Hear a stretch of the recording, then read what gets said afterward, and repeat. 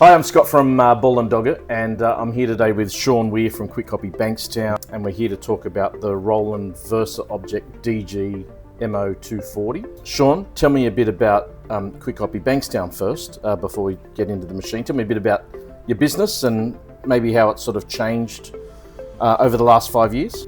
We were probably one of the first people that took on wide format signage. And I've come from a print background. I find the small offset boring now, and now I went on to the wide format signage, and it was really exciting. From there we saw the growth. So before it was about 80-20, now we're looking at about 60-40. So 80-20, 80% being more sheet fed, digital paper based, and now you're 60% sort of wide format signage. That's correct. And now promotional printing as well. Okay. Why did you invest in this machine in particular? We started off with the growth, eco solvent. Did posters, labels, that sort of stuff, simple stuff. And we saw the growth. Then we expanded to 2, and then from there we're looking around different ideas. So then I bought a laser cutter, which does laser cutting and etching.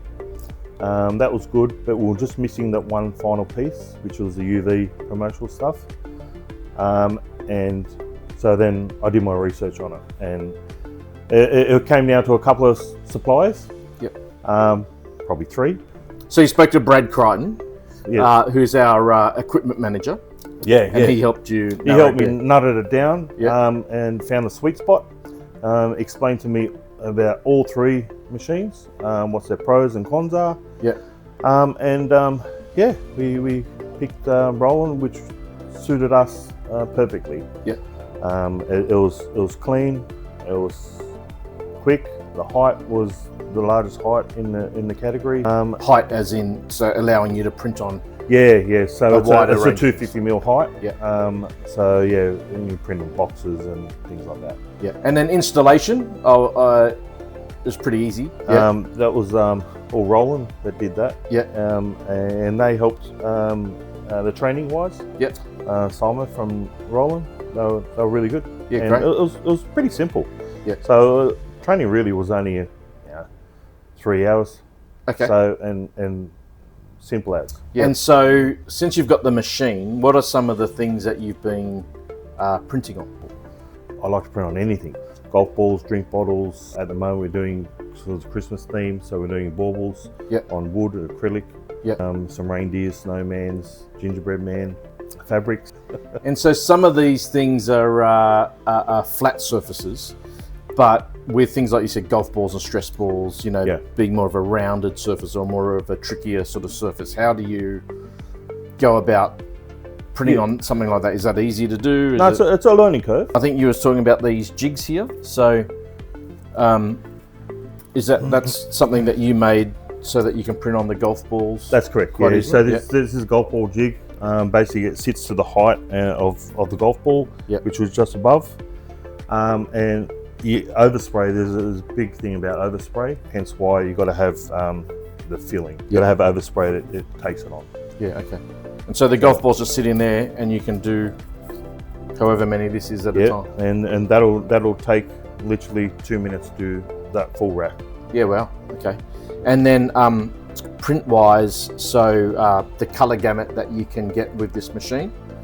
It's all just like any CMYK machine.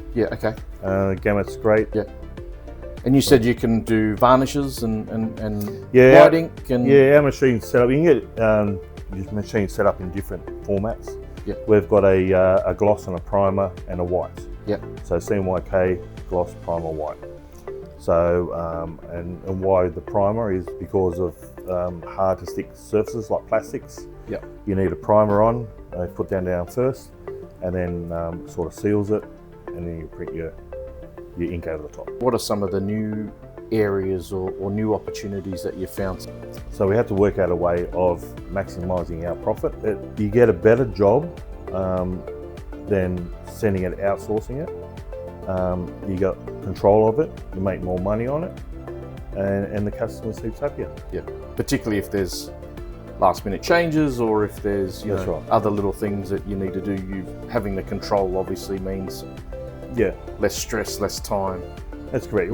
And what's the most interesting thing that you've produced, or something that you thought, oh wow, I never thought 5-10 years ago I'd be printing on something? Well, in all honesty, the most interesting and the weirdest thing that I've done is printing on an urn, for a funeral parlour. Yeah, right.